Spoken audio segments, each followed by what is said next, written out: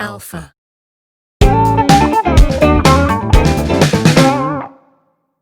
아이 촬영은 왜 어려운 걸까? 그냥 찍으면 안 되나? 라는 생각.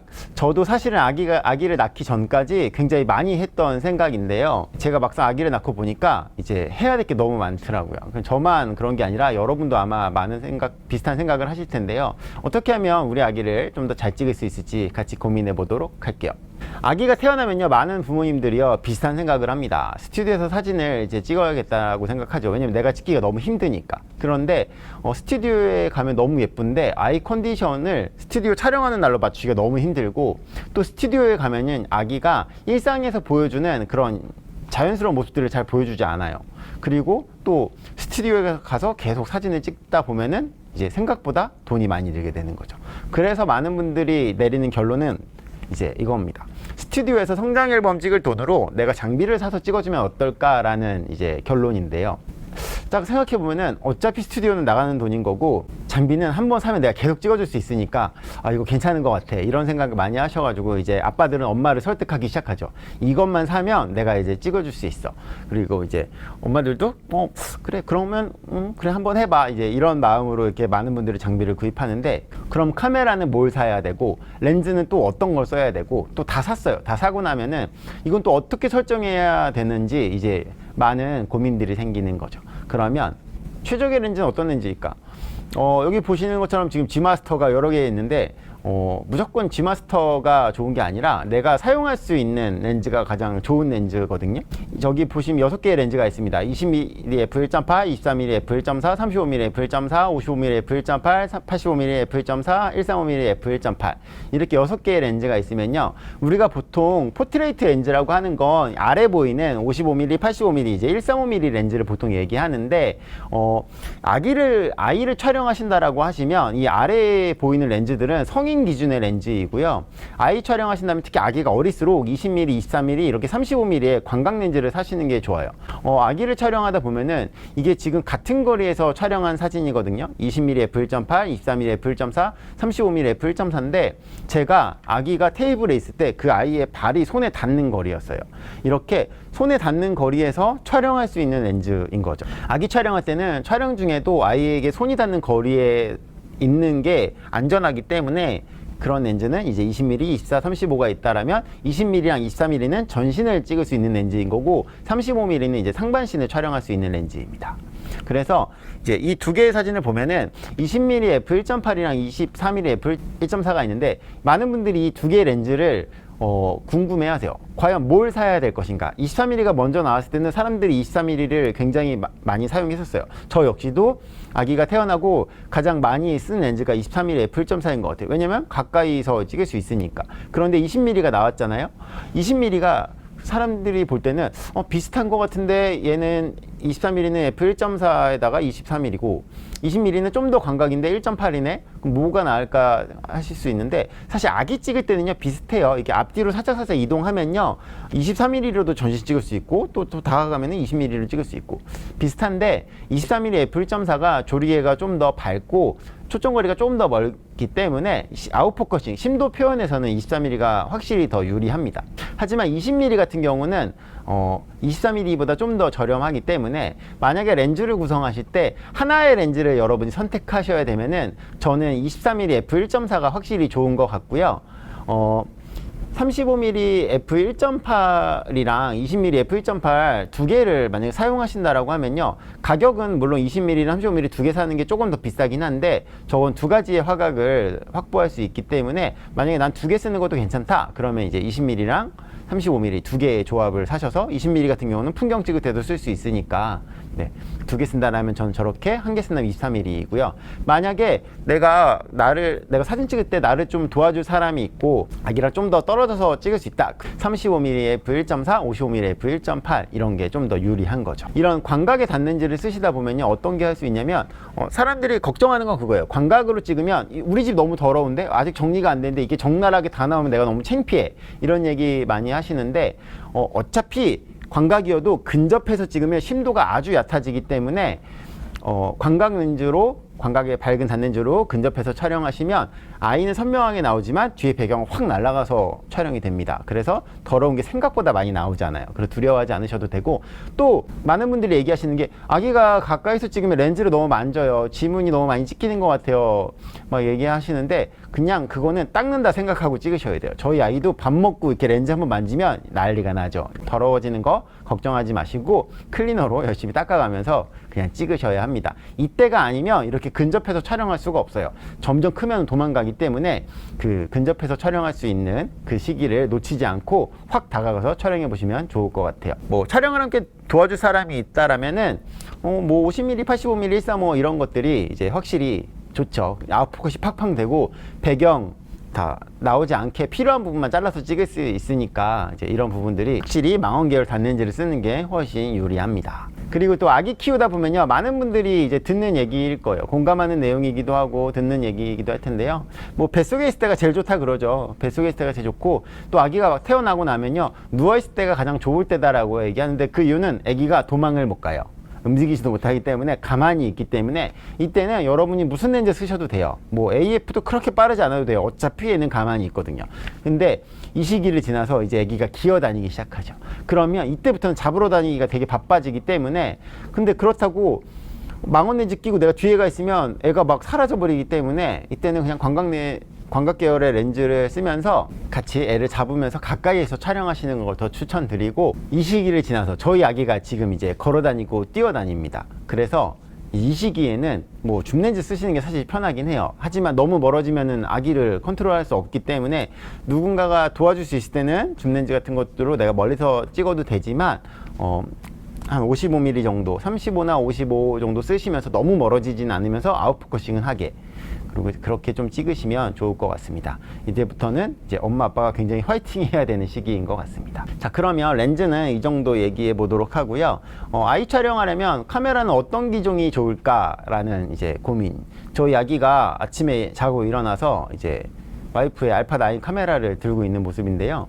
자, 저희 부부가 사용하는 카메라는요, 풀프레임 카메라는 알파9, 알파7 마크3, 알파7R 마크4입니다. 여기서 알파 같은 경우는 화소가 높기 때문에 제가 이제 일할 때 보통 촬영을 하고요, 아기 촬영할 때는 그렇게 많이 쓰진 않아요. 왜냐면 아기 촬영할 때 화소가 너무 높으면 블러나 이런 게 되게 민감한데, 아기는 가까이서 찍다 보면은 블러가 은근히 많이 발생하거든요. 그래서 초속을 너무 올릴 수도 없고 블러에 민감하면 이제 흔들릴 수 있기 때문에, 그리고 연사나 이런 걸 많이 찍어 놓으면 관리하기도 너무 힘들어서 아이 촬영은 저는 2400만 화소를 현재까지는 훨씬 더 선호하고 있고요.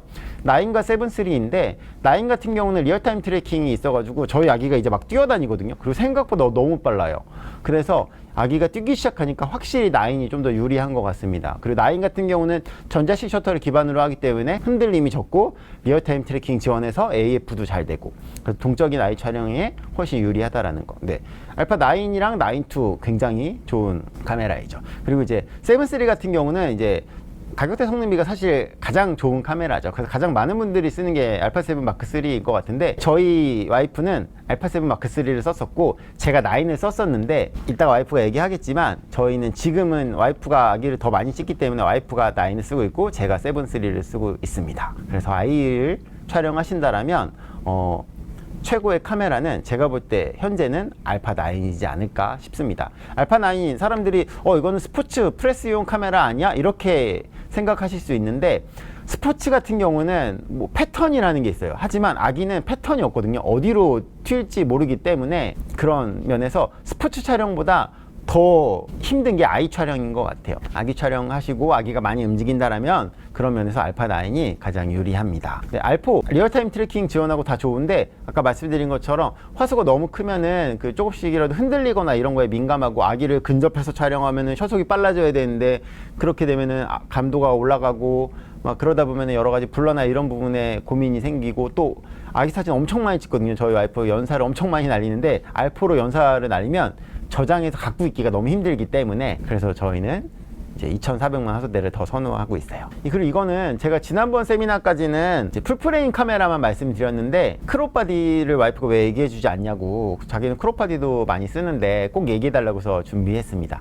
6000이랑 5000 시리즈를 사용하시는 분들도 많잖아요. 근데 6000이랑 5000 시리즈 쓴다고 해서 꼭 번들만 써야 되는 건 아니죠. 저희도 와이프가 알파9을 많이 쓰고 있지만 서브로 6400 쓰시거든요. 그래서 6400을 쓰는데 6400에 크롭 바디 렌즈를 쓰는 게 아니라 그냥 풀프레임 렌즈를 껴서 씁니다. 그리고 렌즈는 24mm, 뭐 20mm, 35mm 이런 거 있는데 이게 풀프레임 렌즈이지만 껴보면 생각보다 밸런스가 되게 좋아요. 그래서 6400에다가 뭐 20mm 끼면은 30mm가, 환산할 때 30mm가 되는 거고, 35mm 렌즈 끼면 이게 환산하면 52mm가 되는 거기 때문에 남편은 풀프레임에다가 이렇게 렌즈를 쓰는 거고, 와이프는 뭐 6400 같은 걸 쓰시면서 이제 풀프레임 렌즈를 같이 쓰시면 네, 좋은 것 같습니다. 크롭이라고 크롭 렌즈를 써버리게 되면은, 만약에 같이 쓰실 경우에, 저희 부부처럼 풀프레임이랑 크롭 같이 쓸 경우에 크롭 렌즈는 크롭에만 쓸 수 있잖아요. 그래서 그냥 풀프레임 렌즈로 다 사서 통일시키고, 또 G마스터는 크지만 2470 G마스터는 작잖아요. 뭐 20mm 1.8도 작고 35mm도 굉장히 작고 85.8도 굉장히 작기 때문에 크롭에도 밸런스가 상당히 좋습니다. 첫 번째는요, 아이 촬영 시 가장 애정하는 렌즈에 대해서 얘기해 보도록 할게요. 네, 제가 원래 아이를 갖기 전에, 그리고 이제 여행 사진 찍을 때는 사실 뭐 1635 G마스터, 2470 G마스터, 그리고 뭐 70200 이런 거를 많이 찍었었어요. 왜냐면 여행 사진을 찍다 보니까. 근데 아기를 낳고 나니까 아시잖아요. 이제 많은 엄마들이 느끼는 고통이 있을 텐데 여기 관절 같은 게 다 아프거든요. 그래서 기존에 잘 들던 뭐 알파9 카메라도 더 무거워서 못 들겠더라고요. 그래서 그때부터 사용했던 게 알파9 카메라의 다른 렌즈가 아니라 가벼운 단렌즈들을 사용하게 되었어요. 뭐 이제 24mm, 20mm, 28mm, 35mm 그리고 55mm 렌즈까지도 이제 사용을 하고 있거든요. 근데 만약에 이제 보호자가 있거나 저 말고 다른 아기를 다시 봐줄 수 있는 사람이 있을 때는 2470 줌렌즈나 70200 줌렌즈도 사용하고 있습니다. 이렇게 뛰어다니는 아기일 경우에는요. 근데 이제 신생아나 이제 기어다니고 누워있는 아기들은 제가 제일 많이 사용했던 거는 24mm랑 35mm인 것 같아요. 28mm도 많이 사용했고요. 네, 제가 원래 사용했던 카메라는 이제 2년 전에까지 일을 했었으니까 그 일할 때는 알파7 마크2 그리고 이제 R2 그리고 5100 이렇게 세 대를 들고 다녔어요. 근데 그때는 세 대 들어도 힘들지 않고 뭐 괜찮았고, 그리고 M2로도 충분하게 제가 만족하며 사진을 찍었었는데 남편이 이제 M3로 딱 준 거예요. 근데 M3를 딱 사용하면서 M2보다 M3가 훨씬 초점이 잘 맞고 제가 원하는 결과물을 얻게 해주더라고요. 그래서 M3 너무 만족하고 쓰다가 저번에 이제 남편이 M3 강의를 한다고 알파9을 이렇게 저에게 주고 갔어요. 그래서 알파9으로 아기를 찍으려고 바깥에 나갔는데 초점이 너무 잘 잡히고 그리고 연사가 너무 감동적인 거예요. 제가 사실 M3 쓸 때는 하이 연사로 찍어도 제가 원하는 사진 그 포인트를 놓치는 경우가 있었는데 알파9 로우 연사를 사용하면 그냥 제가 원하는 시기에 딱딱딱 사진이 잘 찍히더라고요.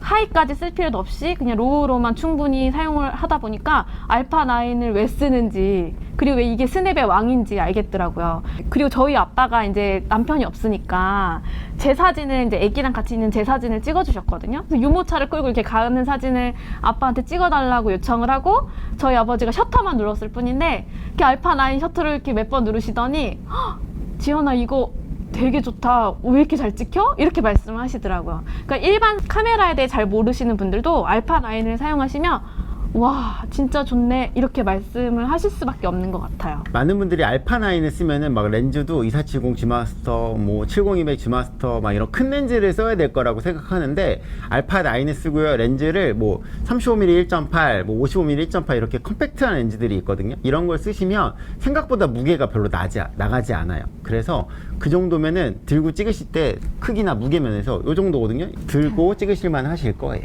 네, 저희 부부 같은 경우에는 아무래도 사진이 주업이다 보니까 알파9으로 많이 사용하긴 해요. 그래서 저는 알파9에 2470 1635도 잘 사용하지만 아무래도 35mm 1.4 아기 사진 찍을 때는, 그리고 55mm 1.8 렌즈를 많이 사용하고 있고요. 저랑 애기 단둘이 외출을 하거나 이럴 때는 아기 가방, 막 아기 기저귀, 아기 물통, 아기 이유식 이런 거 다 챙겨가 촬영하면서 알파 9에다가 2470 렌즈를 챙겨가기가 너무 힘든 거예요. 아니면 뭐 35mm 1.4 이런 렌즈 들고 다니기가 힘들더라고요. 그래서 제가 그때 제일 많이 들고 다니는 거는 바로 이 6400 카메라예요. 그리고 6400에 1018.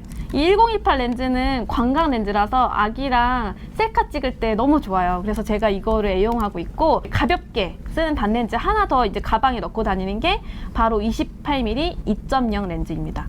이거 같은 경우에는 진짜 가볍고 풀프레임 렌즈라서 풀프레임 바디에도 사용하고 크롭 바디에도 사용하면 너무 좋아요. 이걸로 감성 사진, 아기 사진 이런 거 사용하기 너무 좋고요. 알파 5000 그리고 알파 5100 사용할 때 이 55mm 1.8 렌즈를 사용했어요. 이거는 가볍고 가격도 저렴해서 아기 사진 찍을 때는 정말 최고 렌즈예요. 그래서 제가 혹시 이제 알파 6000대 라인 카메라 쓰시는 분들은 뭐 알파 9 사용하실 필요 없어요. 굳이 사용하실 필요 없고 이렇게 단렌즈를 추가로 넣으셔가지고 제 28mm랑 55mm 이 렌즈 두 개만 있으면 진짜 웬만한 스냅 사진 다 찍을 수 있으시거든요. 그러니까 이렇게 사용하시면 정말 좋을 것 같아요. 추천하고 싶어요. 저희 주변 엄마들한테 제가 추천해주는 단렌즈입니다. 사진 찍을 때요, 우리가 고민하는 게 초점, 노출, 컬러가 있습니다. 이 부분은요, 여러분보다 카메라가 더 잘할 수 있어요.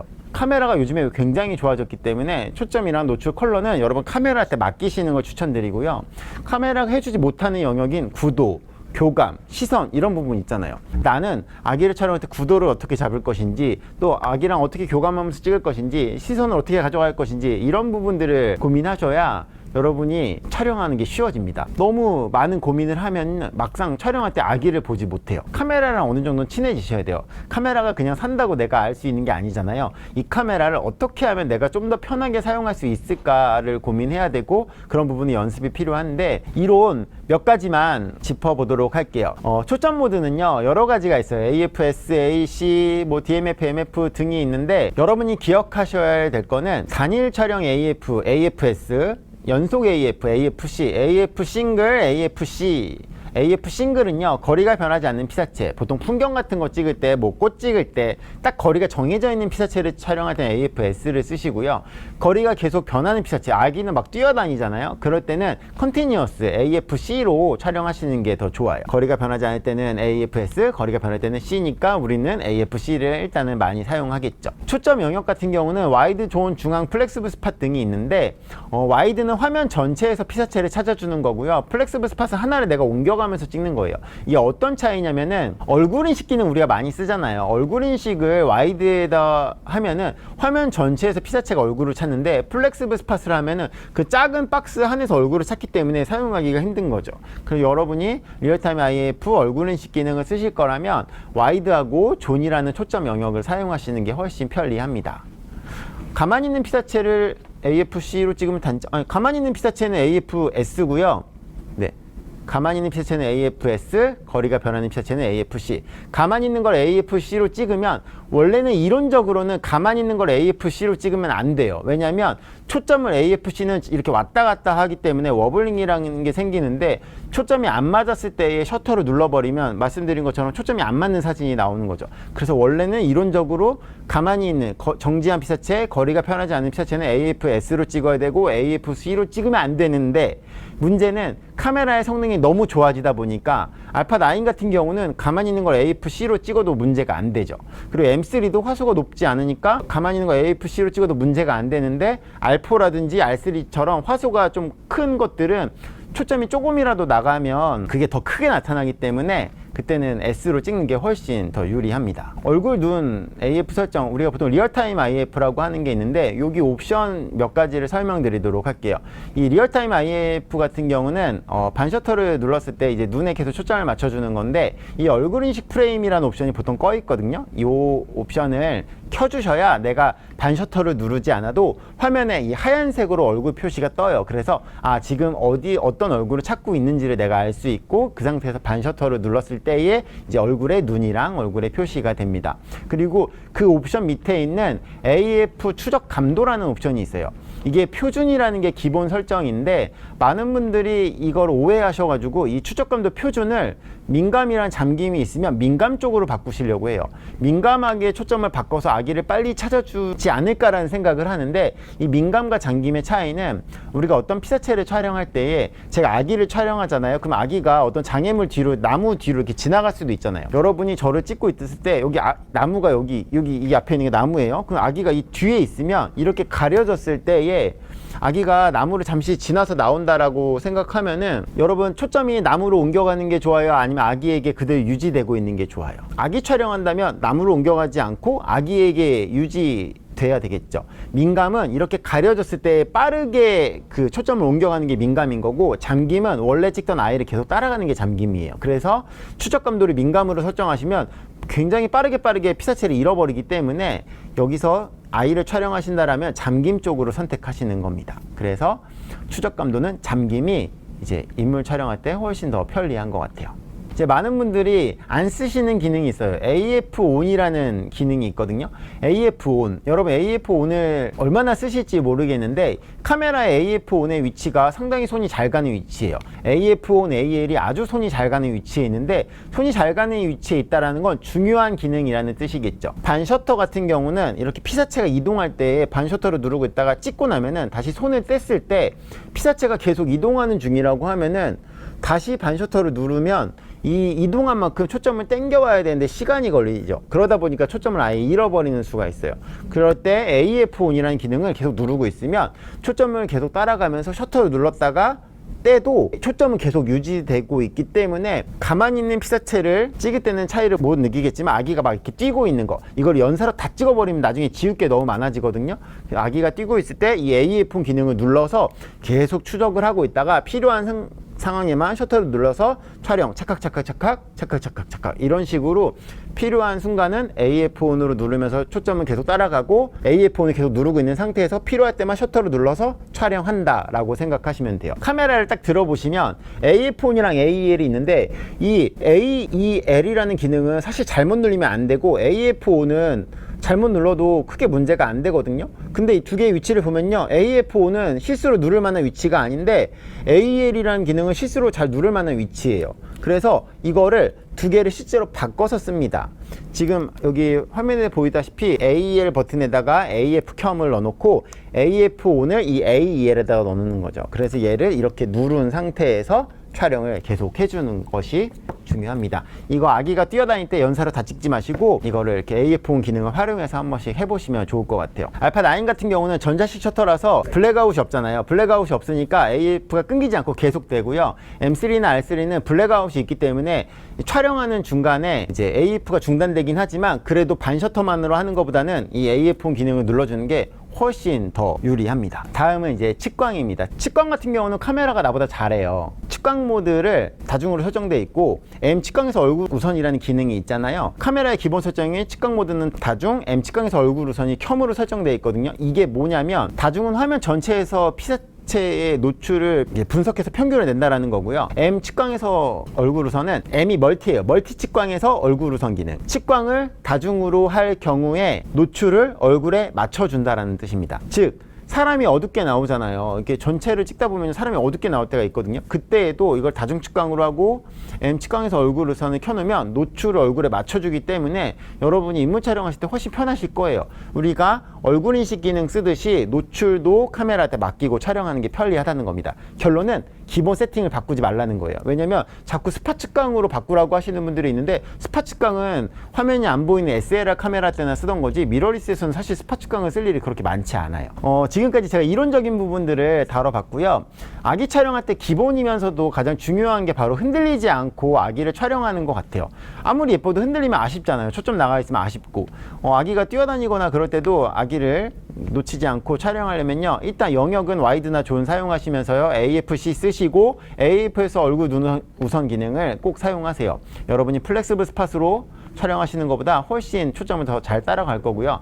아기 촬영에서 중요한 게 셔터 스피드 확보예요. 셔터 스피드 확보는 125분의 1이라고 했는데, 만약에 아기가 더 빠르게 뛰고 가까이서 뛴다면 이게 250분의 1초 이런 식으로 더 올려주셔야 합니다. 그래서 셔터 스피드 확보하면서 AF ON 기능 이 버튼을 눌러가지고 초점을 따라가면서 이제 촬영을 하는 거예요. 제가 125분의 1이라고 한 거는 최소라는 거죠. 최소. 아기가 잠자고 있어도 이게 가까이서 찍다 보면은 60분의 1초, 뭐 30분의 1초 이렇게 되면 안 흔들릴 것 같은데 내가 흔들릴 수 있거든요. 아무리 손떨림 보정이 있어도 가까이서 찍기 때문에. 그래서 최소 125라는 거는 제가 아주 그냥 가만히 있을 때, 뭐 잠잘 때 이럴 때 얘기하는 거고요. 아기가 조금이라도 걸었고 움직이고 이러면은 250 이상으로 당연히 올리셔야 됩니다. 하지만 너무 어두운 밤이나 뭐 실내나 이럴 때는 셔속 확보가 힘드니까 내가 흔들리지 않으면서 가능한 한 노이즈 너무 높지 않으면서 할 수 있는 한 맞춰주는 게 좋겠죠. 자, 카메라의 메뉴에 보시면 우선순위 설정이 있는데요. 이게 AF냐 셔터냐 이렇게 할 수 있어요. 저는 둘 다 AF예요. 왜냐면 초점이 일단 맞아야 되기 때문에 얘를 AF로 바꿔줍니다. 이게 보통 균형 강조 이렇게 되어 있는 경우가 있는데 이게 셔터로 돼 있으면요. 초점이 안 맞아도 누르면 바로 찍혀요. 그래서 AF로 하는 거예요. AF로 해놓으면 초점이 안 맞으면 안 눌리거든요. 초점이 맞았을 때 찍히기 때문에 이 AF로 해놓고 AF 기능을 여러분이 열심히 써주시면 됩니다. 그래서 이거 AF 이렇게 해놓고 아까 말씀드렸던 게 이게 꺼 있어요. 이 프레임이라는 게 꺼 있는데 이걸 이렇게 켜주셔야 내가 아무것도 하지 않아도 이 화면에 이제 얼굴이 있을 때에 얘가 이제 얼굴을 찾으면 얼굴에 흰색 표시를 해줘요. 그리고 이걸 많은 분들이 민감으로 한다고 했는데 이게 민감이 아니라 표준에서 잠김 쪽으로 해주시는 것을 더 추천드립니다. 나는 표준 그냥 쓸 거야. 그래서 쓰셔도 돼요. 하지만 이제 아기라는 특별한 피사체는 계속 따라가야 줘야 되기 때문에 이렇게 한다라는 거고요. 사전에 공유되는 내용에 보면요, 이 사용자 정의가 있어요. 여기에서 이렇게 뭐 C1에다가 얼굴인 우선 뭐 초점 초점 모드 이렇게 놓은 다음에 그리고 AL에다가 이렇게 AF 켬 원래는 이렇게 돼 있는데 이거를 이렇게 AF 켬으로 바꿔주시고 AFO는 원래는 이렇게 AF 켬이었는데 이걸 AL 이렇게 전환. 이거는 스파 측광 전환이고 이게 AL 전환이에요. 이렇게 두 개의 기능을 바꿔서 쓴다라는 거고요. 이렇게 해놓으면 AEL에 AF 켬이 들어가 있기 때문에 C1 눌러서 얼굴 인식, C2 눌러서 뭐 와이드, C3 눌러서 AFC 하고 이 AL 버튼을 누르면 이렇게 초점을 계속 맞추죠. 이 상태에서 계속 이렇게 촬영을 하는 거예요. 이런 식으로. 자, 차이를 한번 보여드리도록 할게요. 자동 리뷰를 끄고 만약에 제가 AF 온이라는 기능을 쓰지 않으면 이걸 이렇게 셔터를 그냥 이렇게 빨리 누르면 아무리 빨리 눌러도 촬영이 보시면 이게 촬영이 잘 안 돼요. 왜냐면 제가 이 모드를 AF로 해놨기 때문에 초점이 맞을 때만 찍히도록 해놨기 때문에 AF1을 안 누르면은 그냥 반셔터만으로 하려면 이게 잘 안 되는데 여기서 AF1을 누르면 이렇게 해보면 촬영이 계속 됩니다. 그래서 꼭 이 AF1 기능을 쓰시라는 거고요. 기능 메뉴 같은 경우는 제가 여기서 이제 기능 메뉴에서 여기서 ISO 최소 속도를 해놨잖아요. 최소 속도를 이렇게 뭐 250, 125 이런 식으로 이렇게 조절해서 하는데 250으로 하면 감도가 너무 올라가기 때문에 저는 이제 125를 좀 더 많이 쓰는 편입니다. 이런 식으로 해놓고 촬영을 하시면 될 것 같아요. 요런 내용들은요, 그 제가 사전에 올려드린 그 유튜브 참고하시면 네, 요런 것들이 나와 있으니까 보고서 따라 해주시면 될 것 같아요. 네, 이번에는 저희 와이프의 촬영 비법에 대해서 한번 알아보도록 하겠습니다. 네, 제가 가장 많이 사용하는 방법인데요. 바로 역광과 그늘을 활용해서 아기 사진을 찍는 방법입니다. 지금 화면에 보이는 사진은 제가 아기 간식을 주면서 찍었던 사진이고요. 그리고 저희 집이에요. 그리고 집이 작은데도 뒤에가 이제 예쁘게 잘 나왔죠? 빛이 들어와서. 그리고 옆에 있는 사진 두 장은 제가 산후조리원에서 아기랑 단둘이 있을 때 그 아기 사진 예쁘게 찍어주고 싶은데 저한테는 카메라랑 35mm 렌즈, 그러니까 카메라는 알파7 마크 3였고요.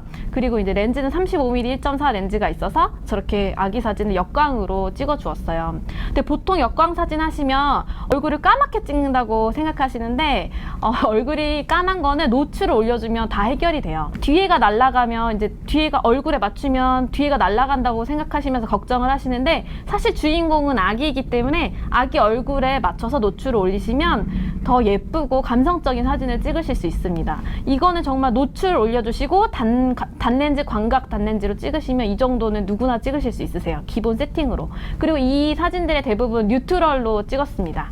보정이 없어요. 소니 카메라의 마이 스타일 중에 뉴트럴이라는 게 있고요. 촬영한 사진들은 저희 와이프가 보통 이제 35mm f1.4라든지 28mm f2.0 렌즈로 촬영한 사진들입니다. 그리고 이제 저희가 이거는 이제 예전에 아기 어렸을 때 코로나 이전에 이제 다녀왔던 제주도 여행 사진인데요.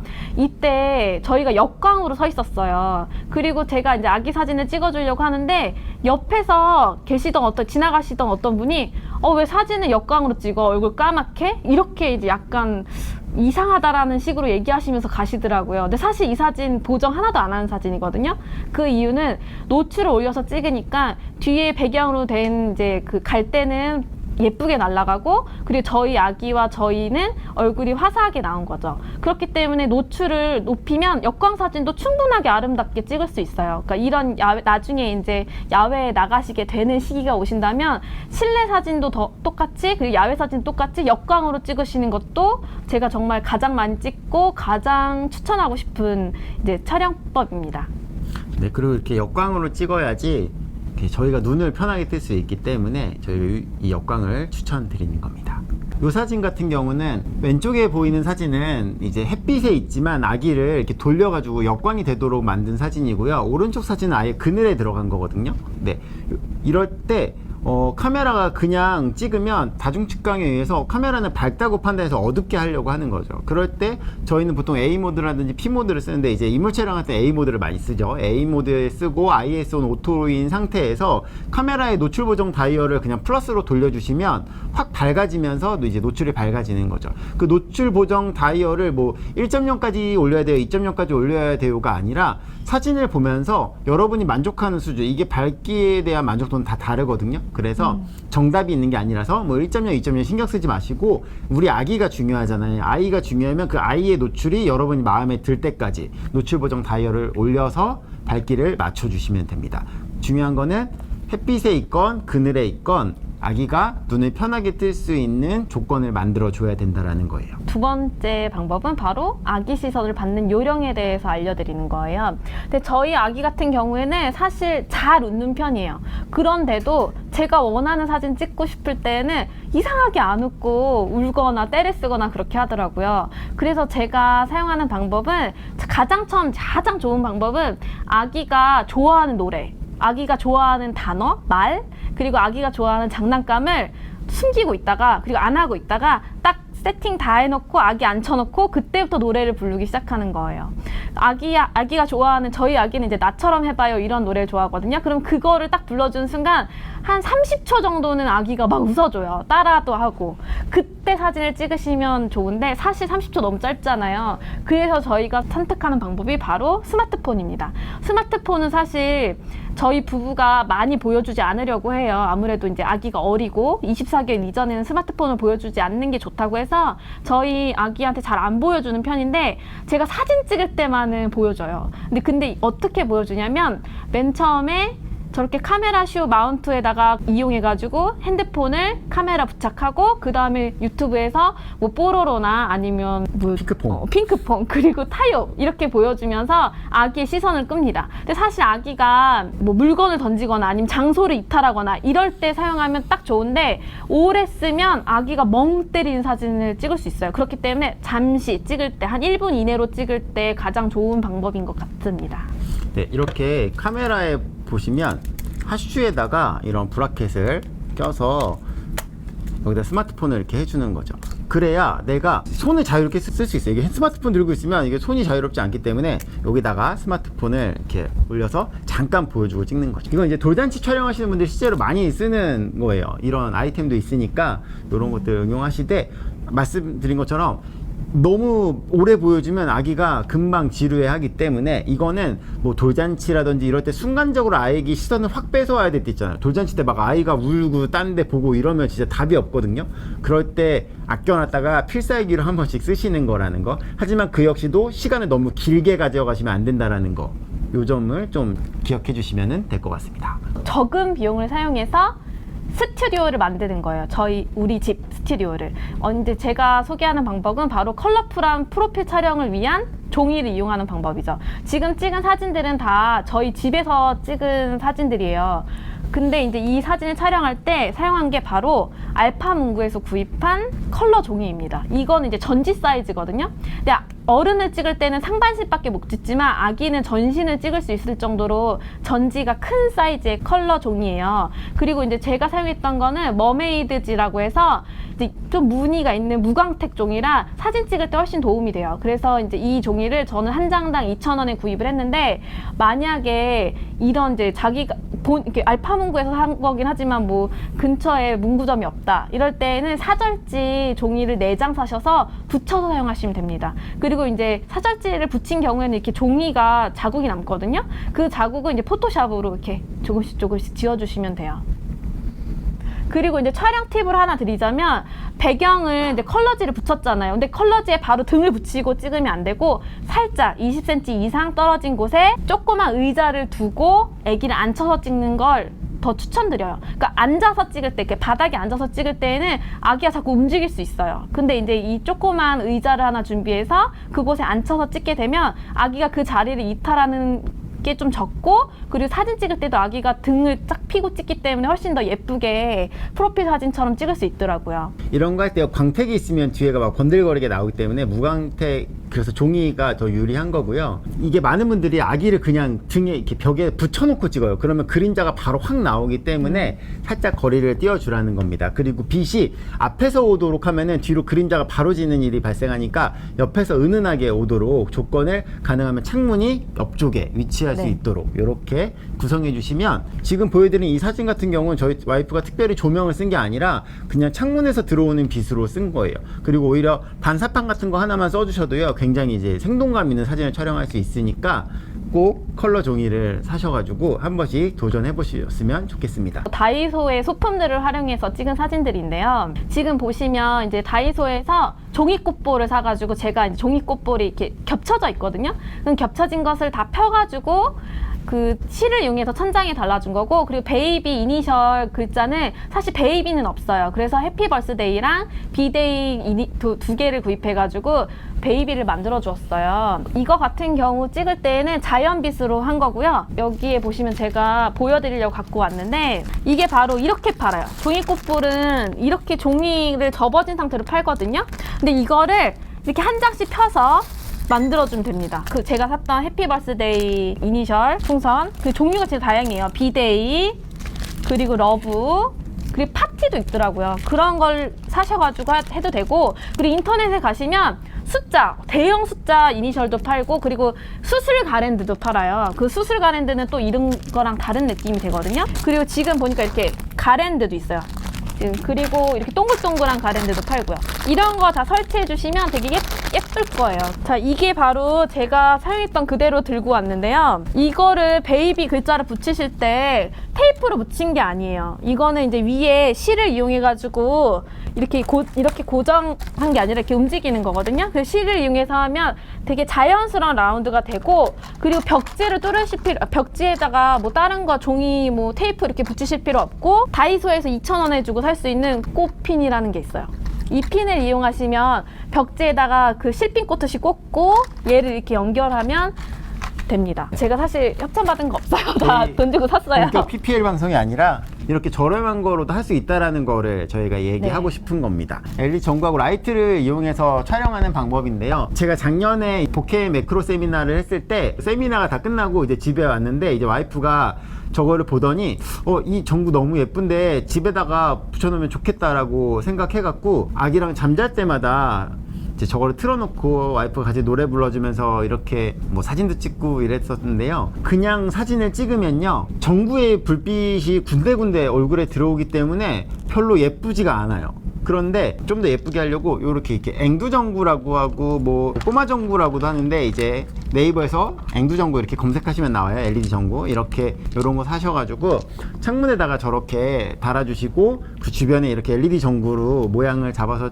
촬영하시면 좀 더 예쁘게 찍으실 수 있는데, 빛이 군데군데 들어가면은 이제 안 예쁘기 때문에, 그럴 때 이제 활용할 수 있는 게 요거, 이 LED 라이트를 사용해서요, 아기에게 이렇게 비춰주는 거예요. 아기에게 화이트로 비추게 되면은 이 전구는 노란색인데 얘가 화이트면은 색온도가 섞이기 때문에 되게 안 예쁘거든요. 그래서 이렇게 이렇게 필터를 먹여서 이 조명도 텅스텐 계열의 조명으로 3000대로 낮춰주고 요거를 이렇게 비춰주고 찍으면 이 전구의 노란색과 이 노란색을 같이 맞춰주면서 찍을 수 있는 거죠. 이 하얀색이랑 전구의 노란색이 섞이면 카메라에서 어떻게 색온도를 맞춰도 이상해지기 때문에 같이 낮은 색온도로 설정을 하고 카메라의 색온도를 같이 낮춤으로써 아기에게 이제 고른 빛이 들어가면서 색온도가 섞이지 않게 이상한 색이 나오지 않게 그렇게 만들어주는 겁니다. 그리고 이게 사실은 아기 낳기 전부터 저희가 여행 다닐 때 굉장히 많이 썼던 건데요.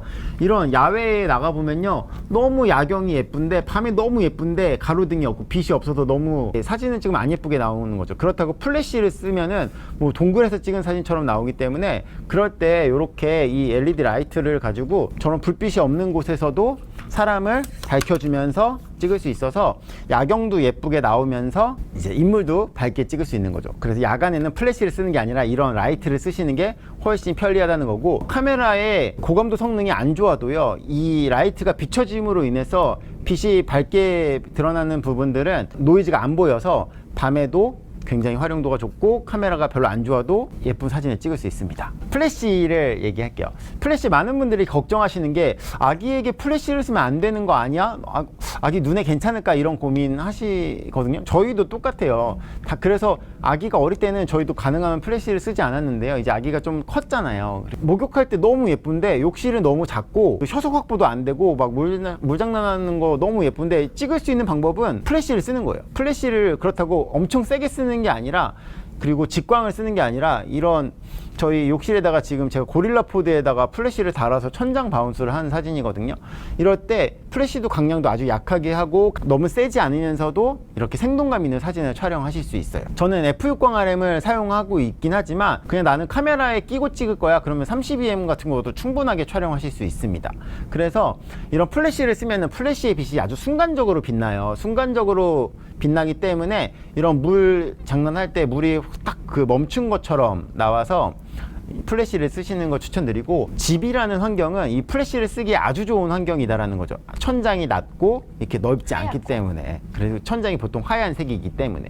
이거는 저희가 여행 갔을 때 이제 찍었던 사진인데요. 이 플래시를 그냥 삼각대에다가요, 그 집 가운데다가 세워놔요. 방 가운데다가. 그러면 천장 바운스를 향하게 찍어 놓으면요, 아기가 어디에 가 있어도요, 천장 바운스의 빛이 다 고르게 들어가기 때문에 예쁜 사진을 찍을 수 있습니다. 네, 예쁜 사진 찍을 수 있습니다. 왼쪽 사진 같은 경우는 아침에 창문에서 들어오는 빛으로 찍다 보니까 아기 얼굴이 그늘지는데, 이 천장 바운스 같은 경우는 방 가운데다 놓고 그냥 천장을 향해 버리면 어디를 가도 다 고르게 들어가니까 촬영하실 수 있고, 너무 많이 플래시가 터지면 당연히 안 찍겠죠. 하지만 여러분이 이런 형광등을 눈으로 계속 보고 있으면 이건 계속 보고 있으니까 오히려 눈에 더 피로가 있지만, 그냥 한 번 한 번씩 터지는 것들은 크게 여러분한테도 데미지 없을 거예요. 그리고 제가 광량을 세게 쓰라고 하는 게 아니잖아요.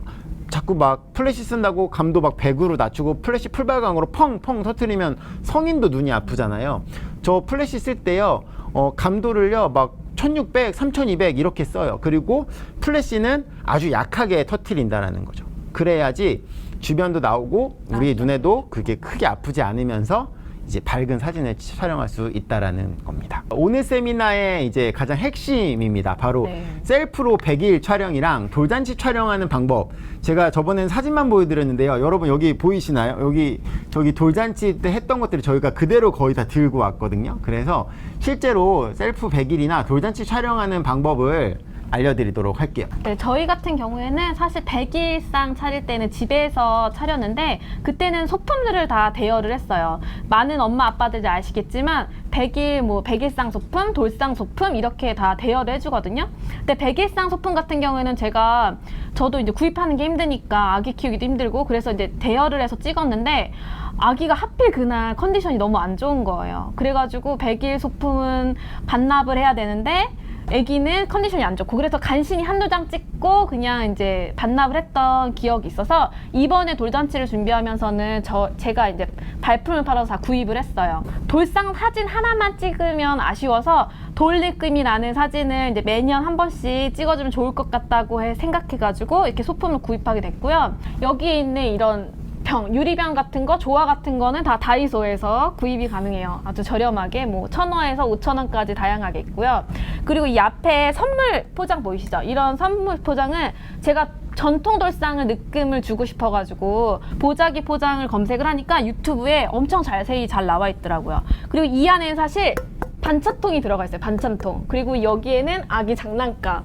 이렇게 그냥 주변에 있는 소품들을 이용해가지고 그냥 집에 있는 그냥 일상품들을 이용해서 그 위에 그냥 보자기만 사서 싸준 거예요. 근데 이 보자기 같은 공예 같은 경우에는 사실 어려운 게 아니에요. 보자기 포장이 유튜브에 가면 그냥 보자기 하나 놓고 그냥 질끈 묶는 거. 운동화 끈 묶는 방법만 아시는 분들은 대부분 다 하실 수 있어요. 지금 이 케이크는 제가 만든 거예요. 원형 스티로폼이라고 해서 뭐 500원에서 1000원 사이에 하는 원형 스티로폼에, 그리고 이거는 폼클레이거든요. 근데 폼클레이가 생크림 폼클레이가 있고 그냥 붙이는 폼클레이가 있는데, 생크림 폼클레이를 이용하면 훨씬 더 자연스러운 케이크를 만들 수 있는데, 저는 구입을 못 해가지고 일반 폼클레이를 붙여가지고 칼로 긁어서 이렇게 생크림 케이크 느낌을 냈어요. 그리고 그 위에다가 조화를 붙이고, 그리고 이 토퍼 같은 경우에는 인터넷으로 주문하면 이제 몇천 원이면 주문할 수 있거든요. 그래서 이 토퍼를 한 거고요. 이건 5,000원짜리예요. 5,000원짜리 트레이인데 이 케이크 트레이를 이렇게 올려주면 돼요.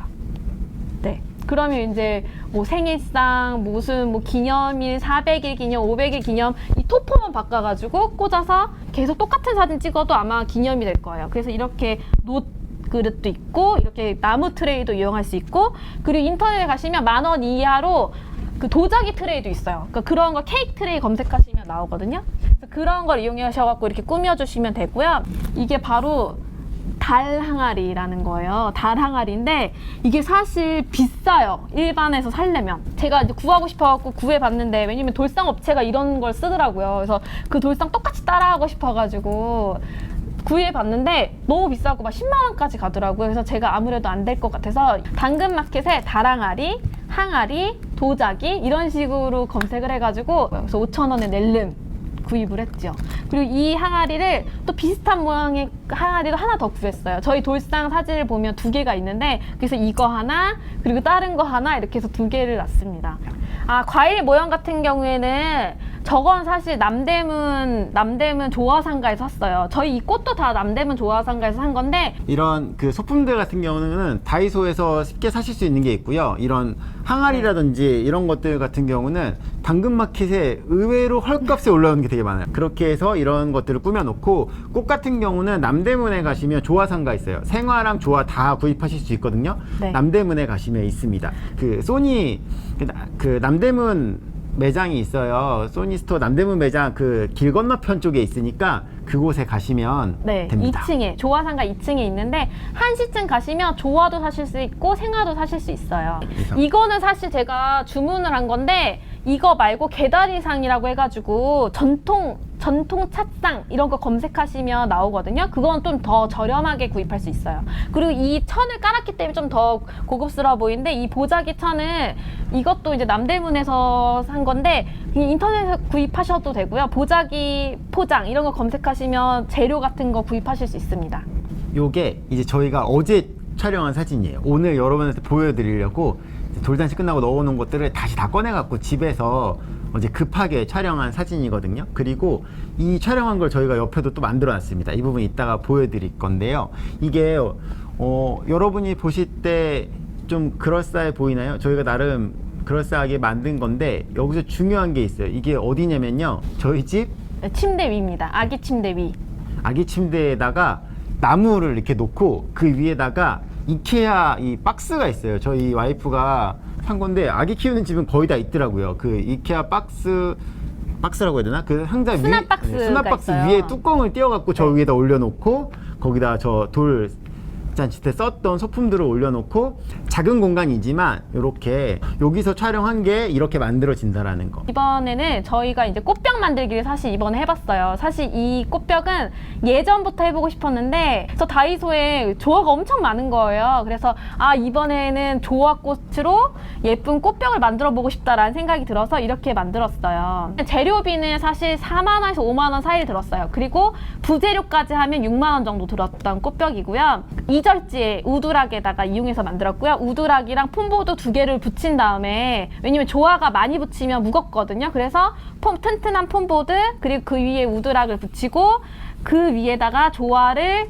꽃만 띄어서 글루건으로 이렇게 붙여온 거예요. 이렇게 차곡차곡 붙이는 방법은 이제 큰 꽃을 먼저 센터를 잡고 여러 군데 붙여요. 그 다음에 작은 꽃을 사이사이에 메꾸고 더 작은 꽃을 또 메꾸고 그 다음에 마지막으로 비어있는 부분에 나뭇잎을 이렇게 채워준 거거든요. 지금 이 사진이 이제 제가 세팅한 건데요. 그 아까 그 침대 프레임에 나무를 올려놓은 다음에 책상에 있는 나무를 띄었던 거예요. 그래서 그걸 올려놓고 그 다음에 분홍색 천을 하나 깔아주고 그리고 이제 뒤에 꽃벽을 놓고 찍은 겁니다. 그러면 저희가 이제 촬영 시연을 한번 해보도록 할게요. 아까 저희가 설명해드렸던 부분을 이제 같이 시연을 통해서 한번 알아보도록 하겠습니다. 역광에서 촬영하다 보면은 이런 일이 발생해요. 어떻게 되냐면 내가 사진 촬영을 했을 때 빛이 옆에서 들어오다 보니까 얼굴에 빛이 반만 들어가서 너무 안 예쁘거든요. 이 상태에서는 노출 보정을 해서 밝게 하면은 너무 밝은 부분은 너무 날아가고 또 밝은 부분에 노출을 맞추면 너무 어두워지게 되는 거죠. 그래서 안 예쁘기 때문에 이럴 때는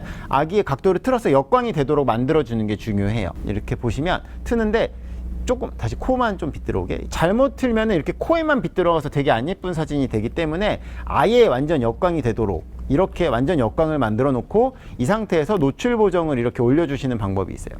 이렇게 노출 보정을 해서 이렇게 찍다 보면은 아기의 얼굴은 밝아져서 좋은데 다른 주변이 너무 밝아져서 노출 오버가 되잖아요. 만약에 그게 싫으시면은 그때는 노출을 올리지 않고 이렇게 반사판을 대서, 자, 반사판을 내리고 원래 이렇게 역광인데 반사판을 대주면, 네, 다시 반사판을 치우면 이런 식. 그러면은 반사판이 없을 때에는 이 정도의 노출이었는데 반사판을 대주면 이렇게 밝아지게 되는 거죠. 반사판 같은 경우는 그냥 돗자리 쓰셔도 돼요. 반사판을 구입할 거다 그러면 반사판을 큰 거를 쓰면 여러분이 들고 하기가 되게 힘들거든요. 그래서 반사판 같은 경우는 이렇게 이 작은 반사판 60에서 80cm 정도 되는 반사판을 쓰시는 게 여러분이 이렇게 들고 촬영하시기에 훨씬 편하실 겁니다. 역광에서 그늘을 만들어서 노출 보정을 통해서 사진 찍는 방법이었습니다. 그 다음에 이제 LED 전구 이용하는 방법 보여드릴 건데요.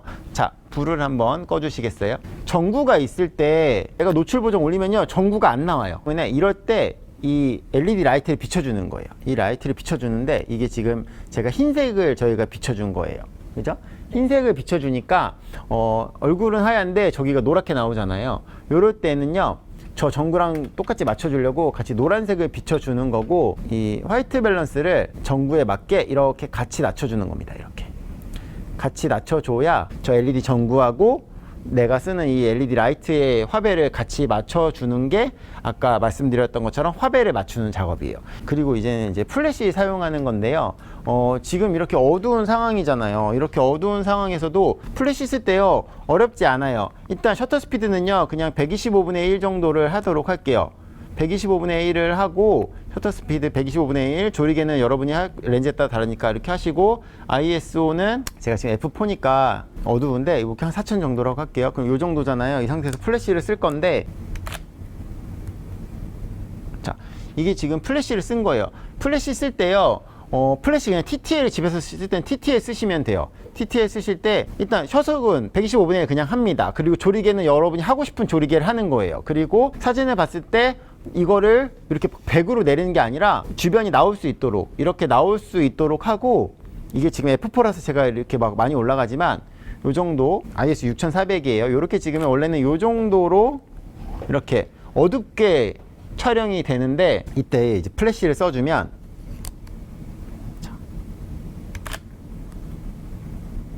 이렇게 촬영될 게 이렇게 나오는 거죠. 그러면 감도가 6400이어도요, 여러분 이거 노이즈 보이세요? 원래 플래시가 안 터지면 이렇게 보이는 게, 플래시가 터지면 노이즈가 6400이어도 잘 안 보여요. 지금 6400이잖아요. 그리고 이런 플래시를 쓸 때에 반사판을 똑같이 대주는 거예요. 반사판을 아까 댔던 것처럼 다시 한번 반사판을 대도록 하겠습니다. 반사판을 앞쪽에다가 천장 바운스를 쓸 거기 때문에 이 반사판을 이렇게 앞에다가 이렇게 대주면, 자, 촬영해 볼게요. 그리고 이거 없이 또 촬영해 볼게요. 차이 느껴지시나요? 반사판을 안 쓰면 아기는 고개를 이렇게 숙이고 있단 말이에요. 그러니까 이 내 머리에 의한 그림자가 생겨요. 천장 바운스를 쓰니까. 근데 그때 반사판을 이렇게 대주면 아기 촬영할 때 그 밑으로 아기 밑으로 반사판을 깔아주고 천장 마우스 촬영하면은 플래시를 쓰면서도 이 그림자를 훨씬 더 효과적으로 줄일 수 있습니다. 그래서 제가 아기 촬영할 때 플래시를 쓰시라는 거고, 플래시만 쓰는 게 아니라 반사판까지 같이 써주면 훨씬 좋다라고 얘기하는 거예요. 감도를 높여서 플래시를 약하게 쓴다, 이렇게 생각하시면 될 것 같아요. 셀프 배기를 집에서 할 때는 천장 마우스 촬영하시면 돼요. 천장 마우스 촬영하시면 아무 문제가 없는데, 천장 마우스를 못하는 환경도 있을 수 있잖아요. 예를 들어서 돌잔치를 내가 어디 뭐 식당을 빌려서 하는데, 식당을 갔더니 천장이 너무 높거나 천장이 뭐 검은색이거나 이래버리면 뭘 할 수 있는 방법이 없거든요. 그때 쓰는 방법인데요. 지금 여기 이렇게 해놨어요. 여기 보이세요? 요거 제가 지금 이 앞에 있잖아요. 이 스탠드를요, 2.6m 되는 이 스탠드를 세웠고요. 거기다 플래시를 하나 올려놨습니다. 저희가 돌잔치 촬영을 실제로 이렇게 했어요. 천장 바운스를 할 수가 없는 상황이어서 이거를 이렇게 플래시를 60RM을 하나 위에다 이렇게 올려놨었고요. 그때 위에서 이렇게 내려다보면서 찍도록 한 겁니다. 천장이 거울이거나 뭐 장식물이 있거나 이러면 찍을 수가 없으니까 보세요. 자, 플래시를 한번 터뜨려 보도록 하겠습니다. 촬영을 해볼게요. 그러면 자, 이거 보이시나요? 요거 이런 상황이에요. 이게 네, 한 대만 사용했고요. 저희 돌잔치 촬영을 실제로 이렇게 했어요. 이렇게 해놓고 세팅해놓고 보시면 여기 이 스탠드 이렇게 있잖아요. 얘를 이렇게 한 대가 터지는 거예요. 한 대가 이런 식으로 한 대가 그냥 직광으로 터지는데, 직광으로 터지면 번들거리는 게 나오기 때문에 얘를 위에서 내려오도록 찍은 거죠. 플래시를 한 대를 쓰되 얘를 높이 올려서 위에서 아래로 내려보면서 찍는 겁니다. 그럼 여기까지 하고요. 세미나를 마치도록 하겠습니다. 참석해 주신 모든 분들 감사합니다. 감사합니다. 고생 많으셨어요. 수고하셨습니다.